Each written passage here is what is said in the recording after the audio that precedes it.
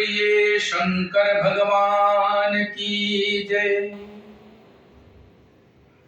भगवान के प्रिय भगवत भक्तों, आज हम जानते हैं पंचम ज्योतिर्लिंग केदारनाथ के बारे में।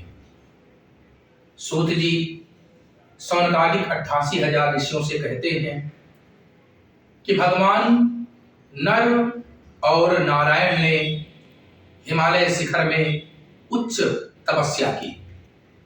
इस तपस्या से प्रसन्न होकर के भगवान शिव ने उन्हें अनेकों वरदान दिए और अपनी भक्ति का वरदान भी दिया। भगवान नर और नारायण के आग्रह से भगवान शिव वहां पर ज्योतिर्लिंग के रूप में प्रकट हुए। भगवान शिव का दर्शन हमेशा कल्याणकारी है।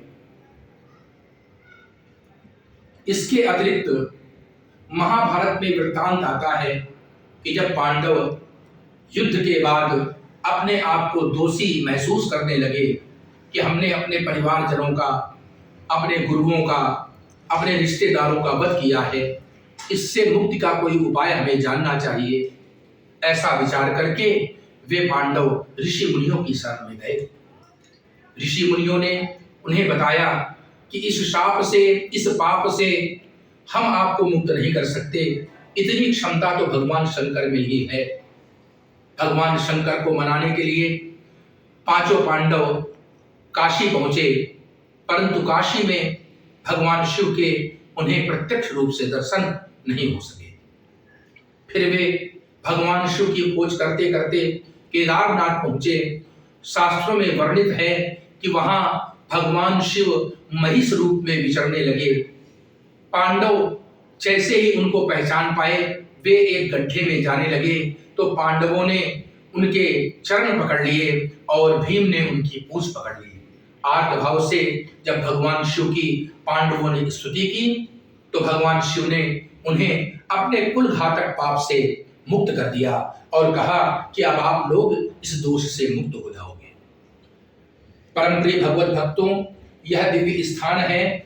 यहाँ पर उत्तराखंड में केदारनाथ, बद्रीनाथ, गंगोत्री और यमुनोत्री, ये चारों परम धाम समझे जाते हैं।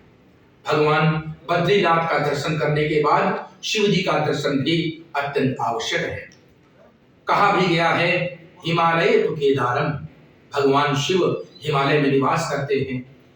इसके अतिरिक्त आदि जगत गुरु शंकराचार्य की समाधि स्थली भी यहीं पर बनी हुई है। इससे स्पष्ट होता है कि शंकराचार्य यहाँ पर आया करते थे और साधना किया करते थे। ऐसे दिव्यतम ज्योतिर्लिंग में स्वरूप भगवान केदारनाथ के चरणों में हम सभी प्रणाम करते हैं। हे भोले शंकर पधारो, हे भोले शंकर पधारो, बैठे छिपे हो कहाँ गंगा जटा में तुम्हारी, ओ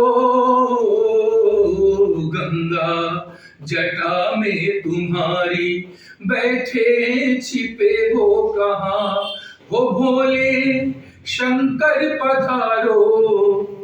असित गिरि समम स्यात् कज्जलम सिंधु पात्रे, सुर तरुवर शाखा लेखनी पत्र मुर्वी, लिखति यदि गृहीत्वा शारदा सर्वकालम तरपित गुणानामीश पारम नयाति।